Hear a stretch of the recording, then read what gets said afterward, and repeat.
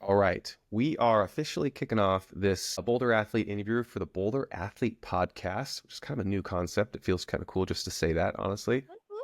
I'm joined by Kristi. Kristi, I'm so grateful that you made time for this. We had a chance to meet at Fittest of the Coast, Yep. and this wasn't really a thing. This whole interview deal was not a thing at the time. It has become a little bit of a thing, and Jason mentioned, "Oh, you got to talk to Kristi," and I was like, "Yes, well, I know Kristi. We met at Fitness to the Coast, so I'm glad you're making time for this." Yeah, thanks for inviting me. You are so welcome. And so, Kristi, you're a wife, you're a mother, you're a fitness coach, you're a personal trainer, you're a surgical assistant. I'm looking at my notes because there's so many things here I can't remember all. You're a former competitive gymnast, which we're definitely going to get into. You're a competitive CrossFit athlete today. You're a Boulder athlete. You have many hats, and Many. yeah, I'm curious to hear about all of these things. If you were to introduce yourself, do you go through that same list, or do you introduce yourself differently? Similar. I typically just say I kind of am in the health and fitness industry. It kind of encompasses, medical health, physical health, emotional health, mental health, with exercise and nutrition and just, helping people understand healthy lifestyle over a long period of time. No, that's really cool. We need as many of you in the world doing that kind of work as we can get. Kristi, we're going to go through a couple chapters today. I want to start with a lightning round. This is designed to be just kind of fun. I mean, lightning-y, so we're kind of moving the pace a little bit. First thing that comes to your mind, you don't have to be deep and insightful, and certainly there's no wrong answers here. Okay, you ready to rock? We got 10 questions. Sure, let's roll. Okay, question number 1. 25.1 or 25.2? Point 2. That's an easy one. Not even close. Okay, coffee and a sunrise or a glass of wine and a sunset? Coffee and a sunrise. Introvert or extrovert? Ooh, depends on who I'm around. Typically, I would say extrovert. If I'm with my husband and kind of his work crew, I tend to stay a little bit more reserved, but I enjoy chatting. So Basically, it just depends on the environment. I totally get that. I can relate to that. Date night, so you and the hubby, date night, or family night at home? I'll say date night. Yeah, Not often. It's just the two of us. that's right. That was a good answer. That was the one answer you could have gotten wrong. Yeah. You should really prioritize date night. I support that. Okay, burger or pizza? Burger. Favorite competition memory? Legends 23, PR, clean and jerk, for sure. Absolutely. We're coming back to that one. I think I've seen some pictures of it. Yes. I have a vision in my mind. At our ages, PRs don't happen as often as they used to. So I was. That's right. They feel so much better nowadays because they're so rare. What's the last thing you PR'd? Power snatch. A few, I don't know, maybe about a month ago, we had built up with Boulder programming. So I hit a power snatch. That was a PR. Something that you've recently overcome. Ooh, how recent? I mean, I don't know how. I would say probably one of the hardest things I've overcome is I lost my dad in 2021. And that has taken that takes a lot out of me. But yeah, we're overcoming every single day. Fran or Murph? Murph. Really? Okay, well, Only much because longer. I can control the pace. True, yeah. There's nowhere to hide in Fran. Okay, last question. We're burning right through this. This was very lightning-y. What do you want to see in 25.3? I'm a handstand walker. So I don't necessarily think we'll see that, but I would love to. But I'm a gymnastics girl, so give me that. Okay, Kristi, that was great. Thank you for that. I definitely want to come back to some of the things that you just said. Where I have usually been starting these and where it always feels like the most appropriate is talking a little bit about your background. You have a very interesting background. You were a competitive gymnast at Auburn University. Yes. Make sure I got that one right. Right. You shared a few pictures, you shared a little bit of your story, and that's really unique. Like that's a big stage to compete on, but naturally you have to have, there's a journey that gets you to Auburn. I'd love you to start kind of like, where did gymnastics start for you, and what was that journey like? Yeah, so I'm actually originally from Northeast Louisiana. I don't really sound like it as much because my husband's from outside of Philly. So I've kind of picked up a little mix there. But so I grew up in Louisiana. I was a multi-time state champion there, regional qualifier, junior Olympic national qualifier, which got me recruited. I had multiple schools I was looking at considering. And the coach from LSU, he was an assistant coach. He ended up becoming the head coach at Auburn my senior year of high school. And he called me up, said, I'm headed to Auburn. Would you like to come with? And there I went. And that was 4 years of some of the best part of my life. So I really have a lot of great memories as a gymnast at Auburn. Naturally, as a gymnast, you have a whole host of events, and you got to be kind of pretty darn capable at all of them. What were some of like your favorite events and standout events? Yeah, so my favorite was vault. I actually held the school vault record there for about 5 years before it got broken. So that was a really cool experience. And then I also competed balance beam and floor exercise. I actually had some shoulder issues at different points my freshman year. I subluxed both of my shoulders. And so it limited me to not doing bars. So I was a vault, beam, and floor for Auburn for the last 3 years of my career. You were a junior nationals Yeah, a level as well? junior Olympic nationals at that time. It was called the Junior Olympics, and it was kind of the steps. You went to level 10, and then you became an elite gymnast. And then from elite gymnast, you typically trained for the Olympics just after that. Talk to me about, like, I know what my perception is, and I think I don't know squat about it, to be honest. It's like the level of commitment. It's insane. To be a Absolutely. gymnast, you are putting in some serious hours, and you're putting your body through the ringer, on the daily. Yeah. What's that like? Yeah, I guess when you grow up, I actually didn't start gymnastics till I was almost 9, which is pretty late. I did a little dabbling when I was like 3 years old, but I was a late kind of starter in regards to when you typically start gymnastics. And by the time I graduated high school, I was training somewhere around 45 hours a week. I would get up and we would train from about 5:30 to 7:30, and then I would head to school, normal school. I didn't homeschool. I didn't do gym school, was actually a thing back then. So I went to normal school from about 8 to 2, and then I went back to the gym and typically trained from about 2:30 to 7:30, and then went home and I typically ate a bacon mayonnaise sandwich. That was my dinner most nights because I absolutely Sounds love a great. bacon mayonnaise sandwich. And homework and off to bed and up again the next morning. So you getting home, sorry, what did you say, like 7 o'clock? Probably getting home a little 7:30. later. I was getting home about 8. And then bacon mayonnaise sandwich priority 1, Yes. and homework. I mean, I bet your eyes are just drooping. You're Yep. barely hanging on here. Yeah. Were You you know, also managing to be a decent student at this time? I was, yeah. I graduated, I don't remember, around a 3.5, I think. So Wow. a So impressive. typical decent. So, but I guess as you progress through a sport, you kind of get there and you don't really know any different. That's just That's what true. we did. Especially if you're starting at 9 years old. That's just Yeah. kind of developing your habits, and that is the way of life. Yep. That's what we did. That was That's what really impressive. we strived, if you were striving to be a collegiate gymnast, especially a scholarship athlete, you did the work and prayed that that was God's plan for you. So with that level of commitment and all the hours that you're putting in and the way that you have to really kind of shape your life around that, Mm-hmm. like you're developing habits and routines and structures and principles and values and belief systems, and like all of that is being shaped Yes. as part of that journey.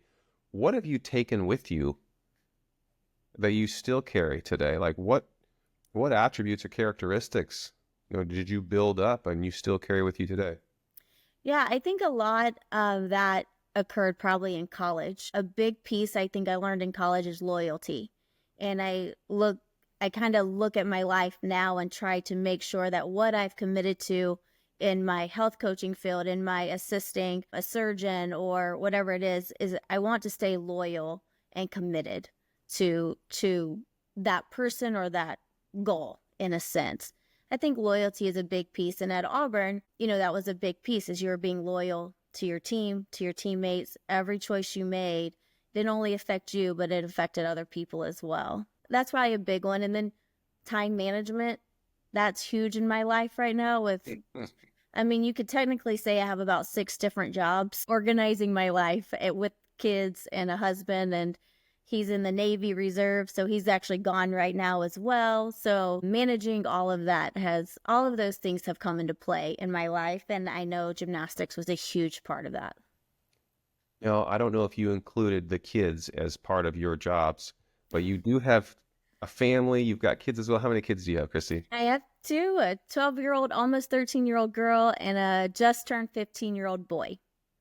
Got it. So add that to the mix of all of the things that you've got going on. I can see where time management becomes a big part of your day-to-day. It's a huge piece. Yes, for sure. You've got this background of competitive gymnastics. Really, really impressive background, by the way. There's very few people that I've come across that have accomplished that level of competition. Thank you. And then CrossFit. You stumble across CrossFit at some point. When was that? And like, how did you kind of get into it? I've got to imagine, that much of your background, boy, it sure translates well. There's some real upside to being a former competitive gymnast in the world of CrossFit.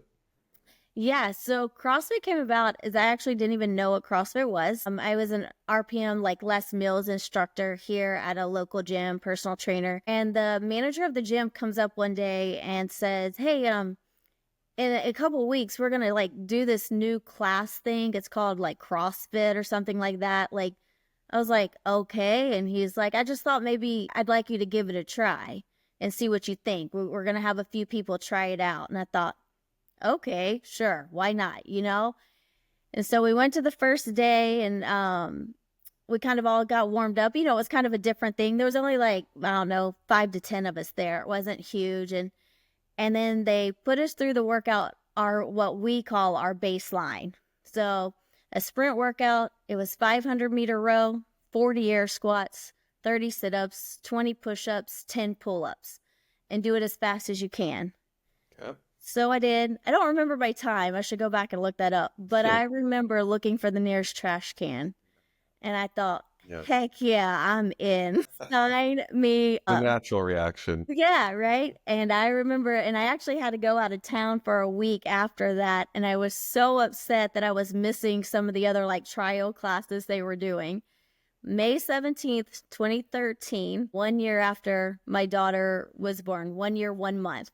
It was my first official day of CrossFit, and I will never forget that day. That's really cool. It's And you've been in it ever since? Ever since, yep. 4 or 5 days a week, every week since, yes. So all of the discipline, all of the commitment and skills from your competitive days. I mean, if you want to be a competitive CrossFitter, guess what it takes? Same stuff. Same thing.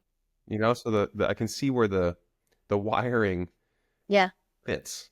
Yeah, and that's where that loyalty comes in, even loyalty to self, loyalty to my family. Like CrossFit provides so much more than just fitness. I mean, yeah, that's a huge piece of it, but the mental health aspect, the like time to take care of me so I can take care of others, to fill my cup so I can fill other cups. That's what CrossFit has done for me and I hope it will always continue to do that for me. That's a great way to put it and well articulated. And I'm glad that that's true for you, like to do all that you're doing. And imagine trying to do that if you didn't put yourself first somewhere, like your health and fitness, that allows you to ultimately go and do not only the things that you want to do, but support the people that are important to you in your life.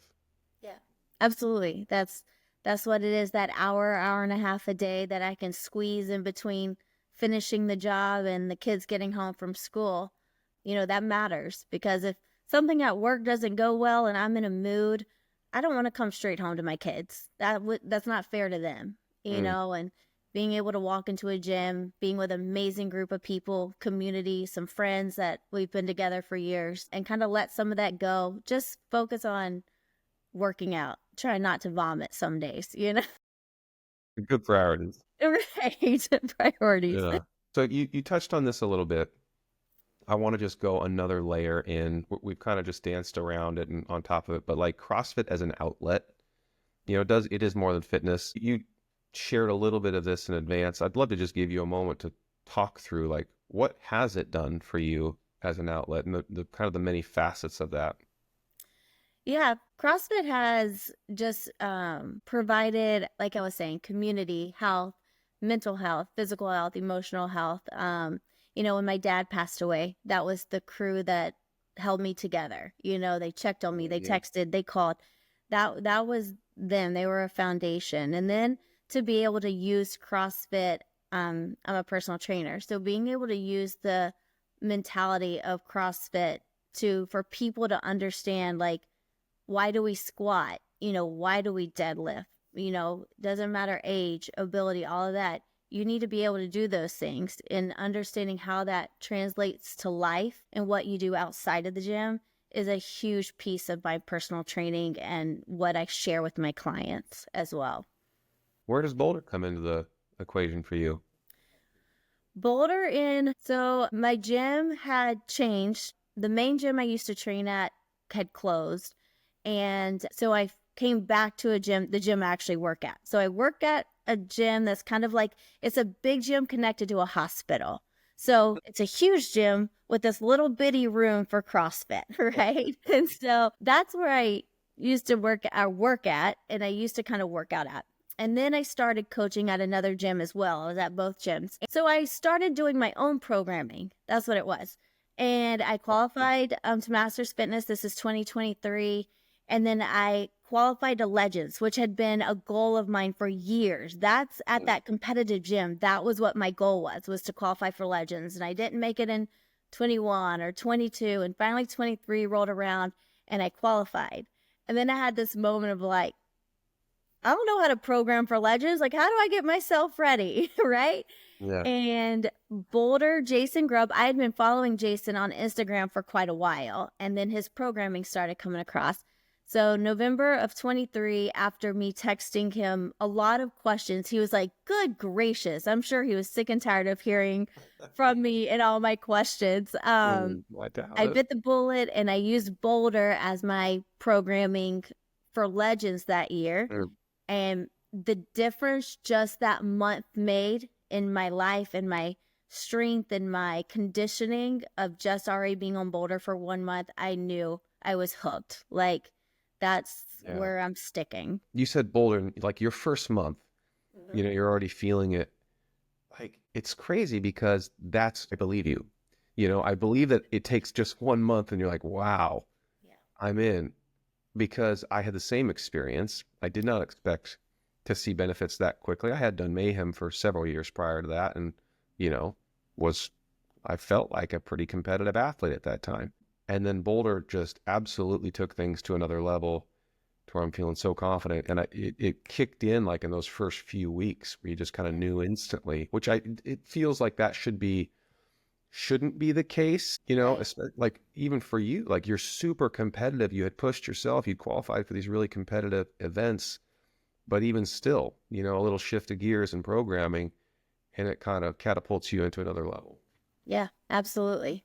And there's so much behind it. Like the mental capacity that Jason puts into it. And it's just, it works. I mean, there's no other way to say it, is it works. The build-ups, the strength, the different metcons, the color coding, that has been huge in my life. I have always been every workout is a red liner, hence my almost vomiting the first time I did, baseline, my first day of CrossFit. Why not, But, the color coding has been huge. I use that every day. Sometimes the guy I train with will jump in and do the workout with me instead of doing the daily that's in the gym. And I'll have to say, hey, this is a orange workout, like, or this is a yellow workout. Like, this is not you're sucking wind and can't breathe at the end, falling on the ground. And that's been really good. I truly appreciate his time and effort that he puts into those things. The Yeah. details are just phenomenal. I want to talk a little bit about this thing that is like believing in yourself. You had mentioned a little bit about this and like kind of that's where you have some focus. And this is like, you are not alone. There are a lot of people that are dealing with that little thing. That's actually not little at all. And when you unpack it, it becomes like a big, hairy thing. I'm Right. curious, how are you approaching that? Like, how is it impacting you and your training and your life in general? How is that going? How are you navigating that? Yeah, so believing in yourself is one of those things is it's not for most, I would think, doesn't come overnight. And that I think there's a piece of that, like for me, I should say, is am I worthy of that or doing that well? Um, and again, I'm gonna say with the bolder programming, what over the last, year and a half almost that I've slowly progressed with and believing in myself is I am starting to do workouts before the time cap. I've gone years, 5, 8, 10 years where a time cap was when I stopped. I don't Mm. worry, I got the full benefit of the workout, right? And a lot of it I have realized with Boulder is because I haven't believed that I could beat a time cap or that I could do a certain skill. And what using this program consistently helps me. I'm still not perfect at it. Like 25.2, I gave that one a shot just on Thursday night just to kind of walk through it again. It's still not perfect, but I remember finishing a workout for the first time under a time cap. When I say that, like an online qualifier, Legends, Masters Fitness, those. And I remember the first thing I said was, I actually finished it. Like, and that was a moment, like a light bulb for me. And then after that, I was at Monster Games and we had this sprint across the football field with a sled push, and I got second. And I had no idea. I came off the thing. I thought I was in last, honestly. And I looked at the scoreboard after all the scores were in, and I was in second. And I literally started crying. I cried. So I think the believing in ourselves is a process, and it takes almost like a to-do list, little check-offs here and there along the way. And that's where I'm at competitive in my life as far as believing in myself. I'll be 100% honest. It's all faith led. I am a big believer and I spend a lot of time in prayer, and I just know that there's so many gaps and holes in me as a mom, me as a wife, me as a friend. And I just truly trust that God is filling in those gaps. Every step I take, everything I do, my goal is to consistently move forward in faith and believing that I am giving the best I am, the best I've got, the best energy I can provide to whatever that situation is. Parenting, training, coaching, giving advice, whatever that is. So I don't want to move off this topic actually just yet. I kind of want to okay. stay with it. It's just such a good one. In my experience, so first off, I definitely deal with this personally, but in my group of friends and competitive athletes, like it's definitely a theme amongst us. And what's interesting is like it really doesn't, you would assume that based on like if somebody was an elite level athlete, well, that must not be a thing for them. Confidence is, they Right. must just have it. Yeah. But at each level that I have found, like, no, it's kind of a consistent thing. Like, actually, everybody kind of struggles with that confidence element. Yeah. And which is honestly, it's been comforting for me because I would say that's been my weakness. I think that's probably, I was thinking of this only today because I was preparing for this conversation, but I had this like epiphany of like, wow, is that my biggest limitation? I think it might be. And I've had friends that, in a recent conversation, actually it was the weekend of Fittest to the Coast, had a great outcome. I was super excited about it. And my friend was like, man, like you talk like you're not super confident about this stuff. And I'm like, yeah, dude, no, I'm not. Yeah. Yeah. Like, Because I'm I'm not. not. Yeah. Like even I qualified for the games, went to the games last year. It was an amazing experience, but there was never a moment during that season or even now where I'm like, got I this, got it. Yeah. never. Right. Yeah. I get it. Working in the world of helping people with health and nutrition, I heard this quote and it really stuck with me. It says, sometimes you need to quit worrying about the 6 inches around your waist and worry about the 6 inches between your ears. And that has been huge for me. That quote hits me of like, you know what, sometimes it's what's going on in my head, that it's either going to get me to my goals or pull me away from my goals. And it's a constant work right there for sure. Yeah, So no doubt. You said faith led for you, and that is a powerful, I mean, it's just powerful, period. Full yeah, stop. Having faith, and I share that as well. And it's been it's such a grounding force, and yeah, always something that I lean on and find perspective in, and keeps me, well, incredibly humble. right, yeah, Um, absolutely, but I find value in that, where when I'm finding myself chasing the value elsewhere and like yeah. finding satisfaction in other things, and kind of reground myself in my faith, and brings me back to reality. Or yeah. And it reminds us that we're not alone in the battle. Like sometimes we feel alone, but like you were just saying, there's a lot of top level athletes that are battling with just a simple belief in themselves. So I know I'm not alone on this journey of wherever that takes me. If I get to the games one day, if I don't make it to the games, it's as long as I'm continuing to strive to, like I said, like forward in faith, like take that step in faith that wherever you end up, that's been the plan, and it's appreciating the journey there, wherever, again, whether that's the games or wherever that is, down the road. It's recognizing and believing that you're where you're supposed to be, and not because you sat back and done nothing, but because you've consistently moved forward in faith with whatever that looks like. Well, Kristi, I've really enjoyed this. Thank you for making Yeah, time for thank this you. conversation and sharing all that you have shared. So I appreciate you doing these I've loved all of them. We got a really cool crew. I absolutely love getting to know them. Boulder's just at the groundwork, like the foundation, but it's a really solid foundation. I think that's what's even more exciting about it. So, Could not agree more. well, thank you. I appreciate it.